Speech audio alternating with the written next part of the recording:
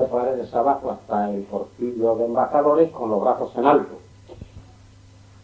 Iba muy poquita gente por la calle, pero yo no me atrevía a bajar los brazos por si en algún portal o en alguna esquina había algún guardia, había alguien de la fuerza pública que me daba el alto o me disparaba sin previo aviso. Y cuando llegué al portillo de embajadores, allí había ya unos cuantos soldados y algunos oficiales que ya me merecieron más confianza, es decir, ya fue menos recelo el que tenía. Y cuando llegué allí, un teniente se acercó a mí y me dijo que por qué iba así con los brazos. Le dije que porque todo lo que venía de tal sitio, me había sorprendido todo aquello en casa de un amigo, y que por todos los sitios escuchaba voces de alto y arriba las manos, y yo pues venía así, por si acaso así merecía o infundía menos recelos o menos sospechas a la fuerza pública. Se fue a reír, me dijo que bajara las manos, que no había por qué ir así, me cacheó, me dijo dónde vivía, me preguntó dónde vivía, se lo dije y me dijo que tirara tranquilamente para mi casa. Y había unos cuantos retenes de soldados con unas ametralladoras montadas, y yo bajé por la calle de Embajadores hasta el número 106, que era donde vivíamos. Entré a casa, me enteré de lo que había ocurrido por allí, por aquel sector, había pasado igual que por los demás sitios. Yo ya no me atrevía a salir de casa en toda la noche, y a la mañana siguiente pues daba la sensación de que era todo normal. Efectivamente había fuerza en la calle, fuerza pública, particularmente soldados. Yo subí hasta el portillo de Embajadores, es decir, en la confluencia de la Ronda Toledo y la Ronda de Valencia, en esa plaza que le llamábamos el portillo de Embajadores. Allí también había unos cordones de soldados y de fuerzas de orden público. Me pasé como pude por entre ellos hasta la calle del Amparo. Al final de la calle del Amparo, junto a la Ronda de Valencia, allí vivían 2 o 3 compañeros. Subí a casa de uno que se llamaba Parra, que era sastre, y en casa de este me encontré a Feliciano Domínguez, el secretario del Comité Regional de Defensa. Y allí se habían concentrado 4 o 5 compañeros que habían pasado allí la noche y se habían quedado allí metidos. Y se había constituido aquel domicilio en cuartel general del Comité de Defensa de la CNT. Entonces aquellos me dijeron que salía por la calle, que había que tomar contacto con una serie de barrieras y ver lo que pasaba en todas las demás. Una chica, también de las juventudes de Barriobazos, y yo, cogidos del brazo, como si fuéramos novios, nos fuimos hasta Vallecas. Vimos lo que había por Vallecas. Nos subimos hasta 4 Caminos. Nos hicimos un recorrido por toda la periferia de Madrid. Vimos cuál era la situación. Se luchaba por algunas calles, por algunas barriadas, particularmente los socialistas, y en algunos sitios juntos los socialistas y la gente de la CNT. Entonces regresamos a la calle del Amparo a dar cuenta de todo lo que habíamos visto y observado a los compañeros del Comité de Defensa que allí había, y cargaron a esta chica con una cesta llena de pistolas para ir a repartirlas a la barriada del puente de Vallecas. Yo tenía que ir con ella, pero ella caminaba sola, con la cesta en el brazo, y yo a unos 20 pasos detrás de ella. Llegó sin ninguna novedad hasta el puente de Vallecas, repartió estas pistolas por allí a los compañeros que había. El delegado de aquella barriada era Guerra, Félix Guerra. A él le hicimos entrega de aquella cesta de pistolas, él la repartió entre los compañeros de la barriada y nosotros nos regresamos otra vez al sitio donde habíamos venido para dar cuenta de la gestión que habíamos hecho. Bueno, y el final del movimiento de octubre pues ya se conoce, se ha escrito mucho sobre ello. En Madrid realmente, a pesar de que la gente de la CNT secundó totalmente aquel movimiento declarado por los socialistas.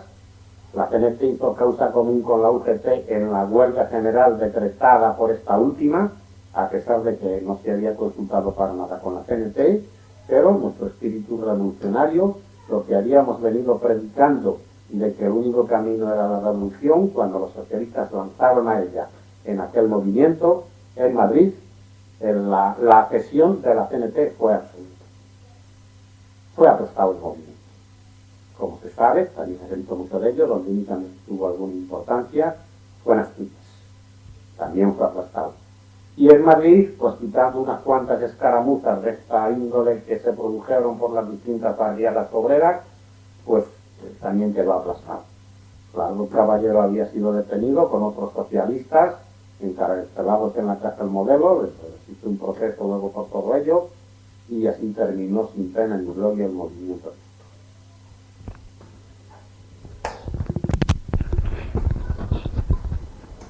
He dicho que cuando estalló el movimiento de octubre de 1934, yo era delegado de las Juventudes Libertarias de Barrios Bajos y secretario del Sindicato Metalúrgico de la CNT. Después de la represión del movimiento de octubre, toda la organización quedó desmantelada. Empezamos a tomar contacto por las barriadas, que siempre ha sido nuestro sistema de organización clandestina que mejor resultado ha dado en estos momentos difíciles, puesto que los grupos de defensa siempre fueron clandestinos, nunca aceptaron la vida legal, no la podían aceptar, porque los grupos de defensa era, pudiéramos decir, la organización paramilitar de la CNT. Eran lo que se constituía en fuerzas de choque revolucionaria en los momentos en que la CNT producía o se enfrentaba con una situación de violencia. Cuando acabó el movimiento de octubre, empezamos a buscar contactos a través de los grupos de defensa por dos vertientes. Por un lado, en las barriadas de Madrid, y por otro lado, hacia los sindicatos de la CNT de Madrid. Como todo estaba clausurado, todo era clandestino, tomamos contacto las personas de los diferentes sindicatos y tomamos contacto las personas de las diferentes barriadas. Comenzamos a actuar clandestinamente. Se celebró la primera reunión de delegados de sindicatos de la localidad de Madrid en un bar de la calle de Toledo. En aquella reunión se nombró Federación Local, puesto que la que había caído detenidos todos sus miembros en el movimiento del octubre. Y en aquella reunión se me nombró a mí secretario de la Federación Local de Sindicatos de Madrid.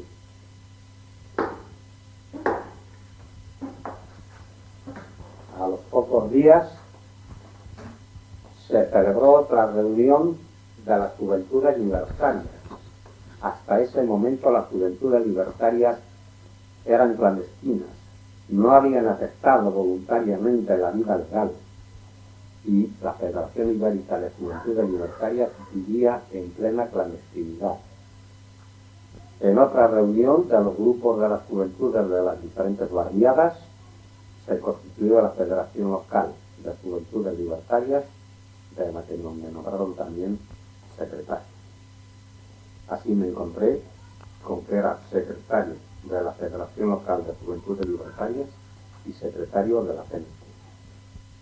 A los pocos días del Sindicato Metalúrgico Federal Libertario y Anarquista de Madrid. Aquello empezó a funcionar, pusimos todo en marcha, se fueron desarrollando los acontecimientos, los sindicatos empezaron a cotizar en la clandestinidad. Nosotros habíamos hecho la organización clásica que teníamos siempre para estos fines, y eran los delegados del taller, que se llamaban, eran los que llevaban la cotización. Allí cotizaban y los delegados del taller liquidaban la cotización con el secretario, el tesorero de sus respectivos sindicatos. Y en los otros dos movimientos, el juvenil y el anarquista, pues las actividades estaban limitadas a las tomas de contactos correspondientes, a las reuniones, a las decisiones y a ir reagrupando poco a poco todo el movimiento confederado. Entonces, todo aquello fue una labor ímproba porque la gente había mucha escondida, otra mucha le tenía miedo, otra que realmente estaba perseguida, y hasta que fueron saliendo de sus escondites pasó bastante tiempo y se entró casi en el año 35, que ya es cuando empezó la gente a actuar sin miedo de ninguna clase. La represión de octubre fue tremenda, todo el mundo sabe ya, porque se ha escrito mucho sobre ello, la cantidad de presos. En aquella ocasión había aproximadamente 30.000 presos, entre PNC y socialistas. De todas las maneras, a pesar de que el movimiento fue declarado por los socialistas, había muchos más detenidos, mucha más gente detenida de la CNT que socialistas. Y cuando vinieron las elecciones, se hizo una gran campaña sobre los presos, se abrió un periodo de libertad de prensa y de libertad de asociación, se abrieron los sindicatos y se aprovechó aquel momento para rehacer otra vez todas las cosas. Pero fue una experiencia interesante. Fue una experiencia interesante porque a partir de aquel momento el Partido Socialista Español y la Unión General de Trabajadores, que hasta entonces habían estado totalmente enfrentados a la CNT y habían sido pues unas fuerzas de colaboración con la situación que en cada momento había, a partir de aquel momento, empujada por el ala revolucionaria del Partido Socialista, que representaba a Largo Caballero, y por la juventud socialista, el partido, la juventud y la UGT adoptaron ya una actitud más revolucionaria que la que hasta ese momento habían tenido. Después de la huelga del año 1917, declarada exclusivamente por los socialistas, aunque secundada por la CNT, aquella experiencia no les sirvió de nada. Claro es que vino la dictadura de Primo de Rivera y no se pudo hacer grandes cosas, pero en vez de ser, por ejemplo, consejero de Estado de la dictadura Largo Caballero, podían haberse colocado en una situación de menos colaboración. Sin embargo, no les sirvió aquella experiencia de la huelga general del año 17, no les sirvió de nada a la UGT y a los socialistas. Sin embargo, las virtudes, la del movimiento de octubre de 1934, colocó al movimiento socialista en una actitud francamente revolucionaria y a la cabeza de todo ese movimiento Largo Caballero. Y a partir de ese momento, las relaciones de la UGT con la CNT ya han sido de mucha mayor inteligencia que hasta esa. Y a partir de aquel momento es cuando se empiezan a hacer para temas concretos, para problemas concretos, alianzas por sindicatos. En aquel momento, en aquel movimiento de octubre, la patronal consiguió que, por ejemplo, en el sindicato metalúrgico se anulara el contrato de trabajo que se había conseguido anteriormente, reconociendo a los metalúrgicos la jornada de 44 horas semanales y reconociéndoles unas mejoras de salario. Como consecuencia del movimiento de octubre, la patronal consiguió del gobierno que aquello quedara anulado. Nada más terminar el movimiento de octubre, cuando se hicieron las elecciones sindicales, las elecciones a concejales, y cuando se recobró otra vez la libertad, los sindicatos de la UGT y de la CNT metalúrgicos volvieron a plantear el problema, fueron juntos a una huelga metalúrgica de Madrid para restablecer aquello que había sido anulado.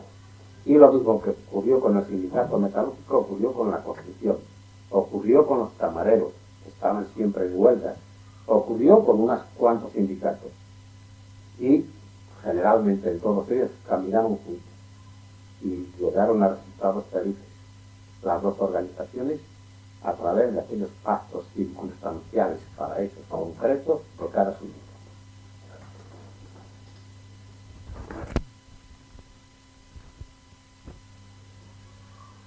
En este ambiente se organiza y convoca el Congreso de mes de mayo del año 1936, que la CNT celebró en Zaragoza. En aquel Congreso había que resolver, entre otros, dos temas importantes.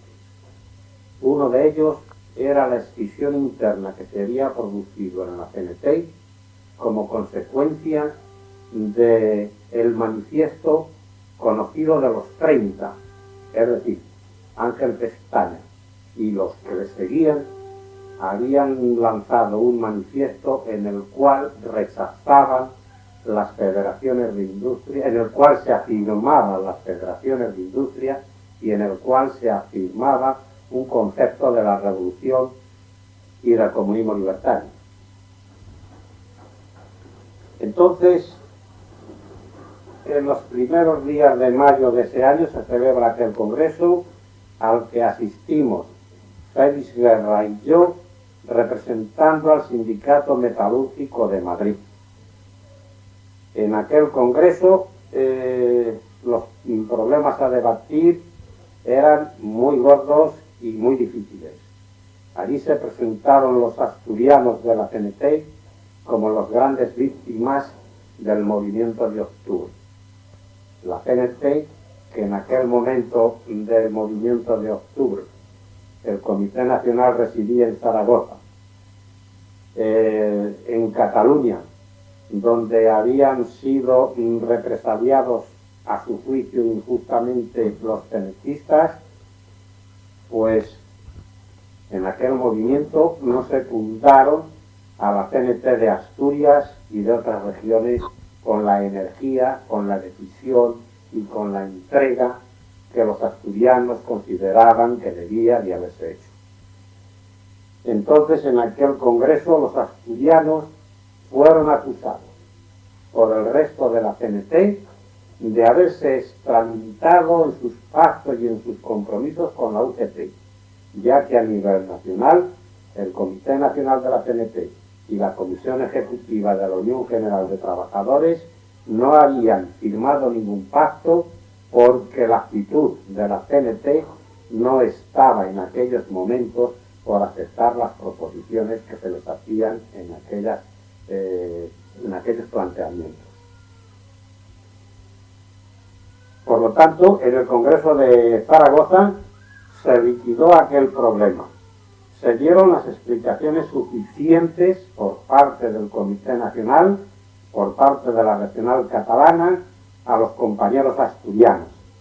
Y los compañeros asturianos justificaron plenamente, y más que plenamente todavía, su actitud y por qué habían hecho la alianza con los socialistas y con la Unión General de Trabajadores.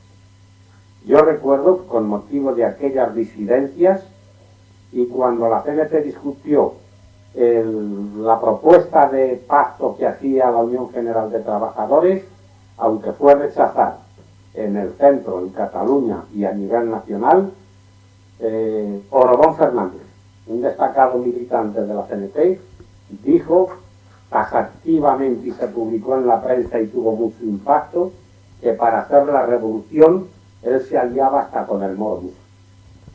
Y si allí había una propuesta de alianza por parte de los socialistas para ir a la revolución, se debía de aceptar. Orobón Fernández militaba en Madrid. Orobón Fernández influía mucho en los militantes de Madrid. Y por eso los militantes de Madrid tenían la misma actitud que Orobón Fernández.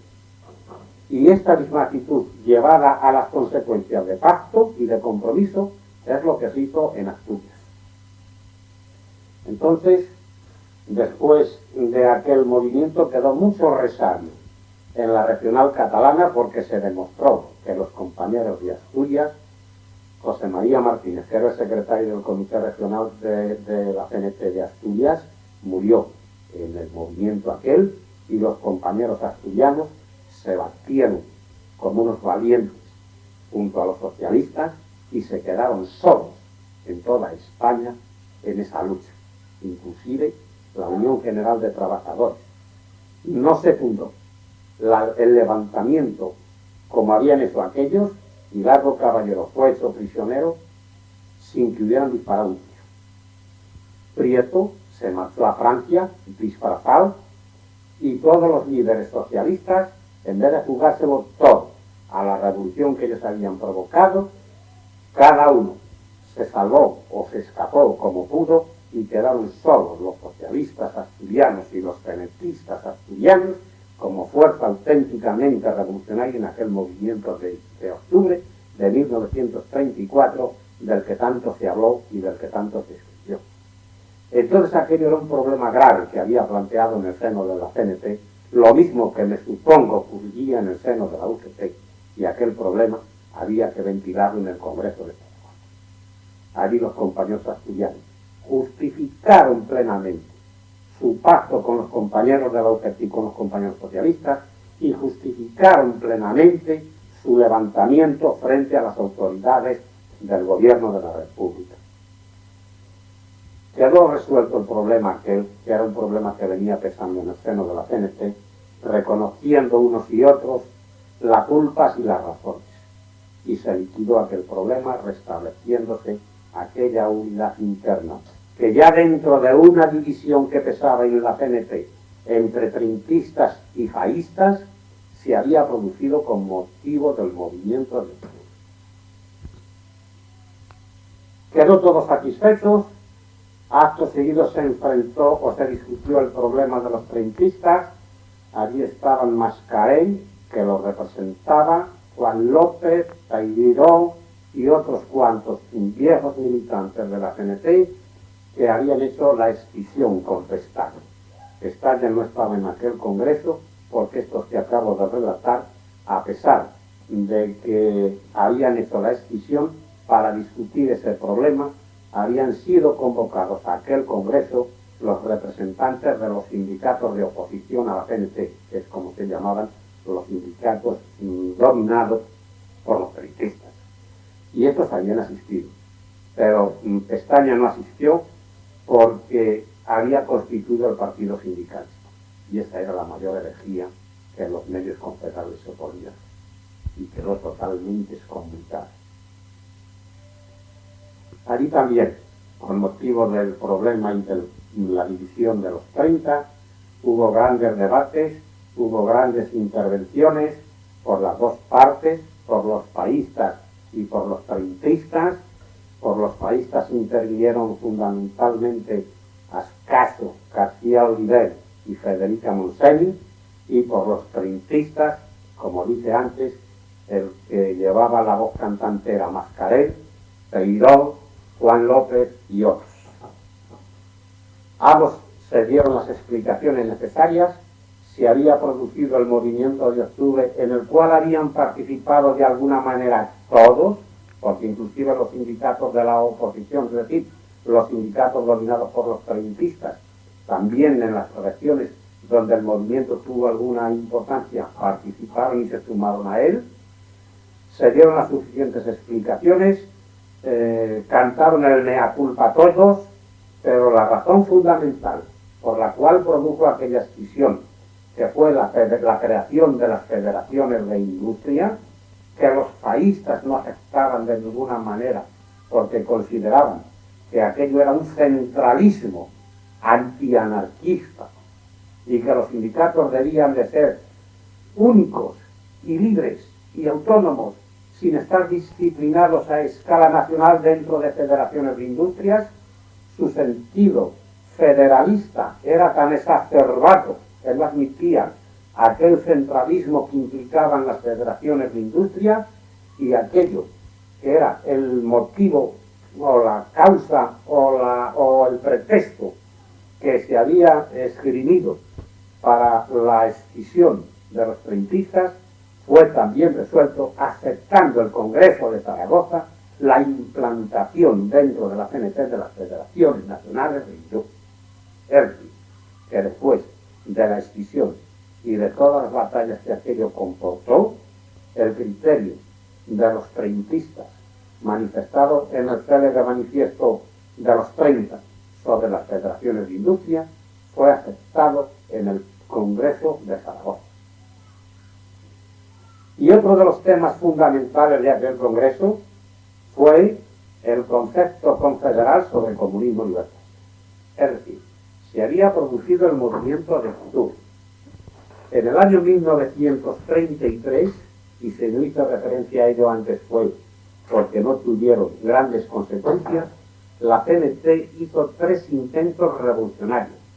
La revolución de los 3 8, como le llamamos, el 8 de enero, el 8 de mayo y el 8 de diciembre. La CNT, en estos intentos revolucionarios, se había lanzado a la revolución con una idea vaga de lo que quería, con una idea confusa, con una idea contradictoria, sin disciplinas de ninguna clase. Cada uno, en cada lugar de España, en cada sector confederal, tenía un criterio distinto de lo que debía ser la revolución y cuáles debían de ser los fines de la revolución. Entonces, en esos 3 movimientos, que el último más que nada se hizo por compromiso, por lealtad al pueblo, porque nosotros en la campaña electoral que se había hecho habíamos predicado que si querían ir, teníamos 30.000 presos, había que sacarlos a la calle. Sabíamos que si las fuerzas de derecha triunfaban, era muy difícil que aquellos presos salieran, pero si triunfaran las fuerzas de izquierdas, saldrían, puesto que la campaña electoral de los socialistas y de los republicanos estaba fundamentalmente apoyada en la amnistía general. Entonces era un compromiso grande para la CNT el mantenerse fiel a su apoliticismo y recomendar al pueblo que no votara, porque teníamos muchos presos, porque los presos no aprobarían aquella actitud nuestra. Y entonces, con una actitud un tanto vergonzante, la consigna fue de que cada uno hiciera lo que su conciencia le gustara. El que quisiera votar, que votara. Y el que no quisiera votar, que no votara. La realidad es que la inmensa mayoría de los cenetistas votaron, sobre todo en Zaragoza y sobre todo en Asturias y en las regiones del norte. Allí sacaron diputados a Pestaña y a Pavón, que era el abogado por antonomasia de los comités de defensa de la CNT. Pavón salió por Zaragoza y Ángel Pestaña, no me acuerdo si salió por Barcelona. Entonces, en el Congreso de Zaragoza teníamos que ventilar también el problema de la escisión de los treintistas, pero se ventiló y se aprobaron y se le dio la razón a los treintistas aprobando las federaciones de industria. Y aquello fue un jubileo, porque después de la aprobación de aquel acuerdo, allí todo el mundo se abrazaba, todo el mundo se felicitaba y parecía que se habían vuelto a reencontrar todos.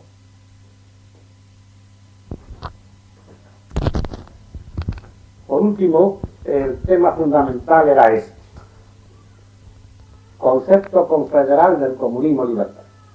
El movimiento de octubre y el movimiento de diciembre del 33, que fueron los 2 movimientos, uno exclusivamente confederal y otro confederal y socialista, habían demostrado que los criterios que prevalecían en los medios libertarios españoles no eran ortodoxos, no eran coherentes, no representaban alguna cosa sólida sobre la revolución que nosotros queríamos hacer. Y entonces uno de los temas que se debatieron fue el concepto confederal del comunismo libertario. Es decir, en aquel congreso había que decidir cuál era el concepto de la CNT sobre el comunismo libertario y cuáles deberían de ser los métodos revolucionarios para llegar a la implantación del comunismo libertario. Todos los conceptos anarquistas de la voluntariedad en el hecho revolucionario y en la reconstrucción de la revolución, habíamos llegado a la convicción de que no sería, de que fracasaría. La revolución, en 3 intentos que habíamos hecho nosotros y en el movimiento de Asturias, se había demostrado que necesitaba un cuerpo armado, que era la teoría de García Oliver. La revolución necesita un cuerpo armado. Nosotros tenemos los comités de defensa y los grupos de defensa, pero los grupos de defensa son voluntarios y no tienen ninguna disciplina militar y no acatan ninguna disciplina militar. Los grupos de defensa son guerrilleros para los problemas y las luchas de ciudad, en los problemas sociales de huelgas y problemas de esa naturaleza.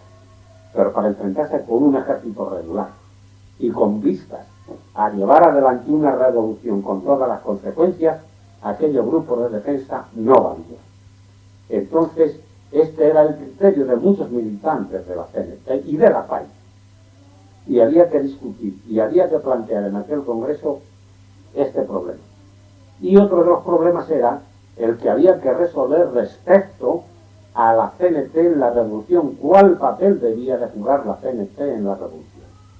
Después de la revolución, ¿cuál debía de ser la sociedad a la que se fuera? La sociedad que se estableciera y las formas que se